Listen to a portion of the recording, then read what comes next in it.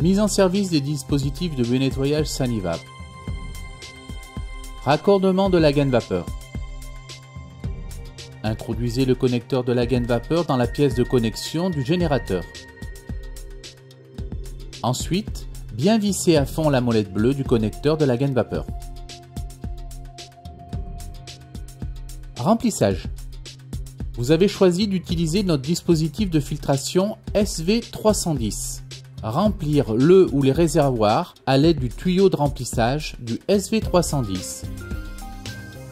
Fermez le ou les réservoirs avec son bouchon. Vous avez choisi l'option séquestrant calcaire. Préparez la solution séquestrante dans le bidon de remplissage fourni. Respectez le dosage de 10 ml de SV20 pour 5 litres d'eau. Remplir le ou les réservoirs. Fermez le réservoir. Vous n'avez aucun traitement d'eau de remplissage à faire. Remplissez le bidon fourni avec l'eau du robinet. Versez l'eau dans les ou les réservoirs. Fermez les réservoirs. Mise en service. Branchez le câble d'alimentation sur une prise secteur. Pressez l'interrupteur général sur le tableau de contrôle. La LED verte clignotante devient fixe. Actionnez l'interrupteur de mise en chauffe, LED orange. Le temps de chauffe est d'environ 5 minutes. Pendant ce temps, la LED orange sur la poignée de la gaine vapeur clignote, ainsi que le symbole vapeur sur l'écran de contrôle. Quand le voyant orange sur la poignée s'éteint et le symbole sur l'écran reste fixe, la vapeur est prête à être utilisée.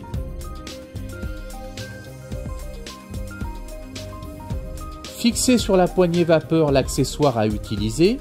Placez le bouton de réglage débit vapeur bleu sur le générateur en position 3. Purgez 15 secondes la gaine vapeur pour éliminer toute condensation. Après avoir arrêté le jet vapeur, placez la microfibre sur l'accessoire, le cas échéant. Réglage du débit de vapeur.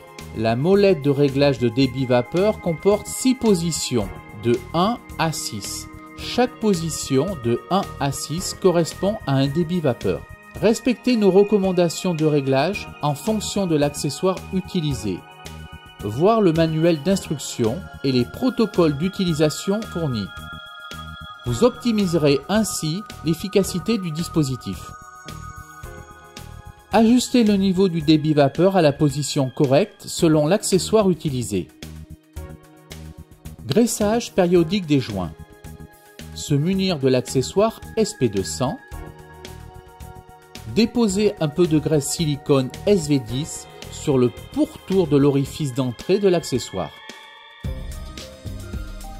Enclenchez l'accessoire plusieurs fois pour bien répartir la graisse sur les joints à l'intérieur de la poignée. Démontage du porte-joint. Se munir de la clé de démontage du porte-joint. Démonter le porte-joint situé dans l'orifice de sortie poignée. Changer les joints. Remonter le porte-joint à l'aide de la clé utilisée pour le démontage. Vidange du ou des réservoirs d'eau. Disposez un bac de récupération des eaux de vidange au milieu sous l'appareil. Pressez 3 fois de suite l'interrupteur blanc de vidange du réservoir. L'eau du ou des réservoirs s'écoule dans le bac. Videz le bac de vidange lorsqu'il n'y a plus d'écoulement. Actionnez une fois l'interrupteur blanc vidange du réservoir. Vidange de la chaudière de l'appareil. L'appareil doit être froid et ne pas avoir été utilisé pendant au moins 4 heures. Se munir de la clé de vidange de la chaudière. Disposer un bac de récupération des eaux de vidange au milieu sous l'appareil. Introduire la clé dans l'orifice prévu. Tourner d'un quart de tour la clé dans le sens inverse des aiguilles d'une montre. Laissez s'écouler les résidus dans le bac. Refermer en tournant dans le sens des aiguilles d'une montre lorsqu'il n'y a plus d'écoulement. Arrêt de l'appareil. Pressez l'interrupteur général de commande, couleur verte. Débranchez l'appareil.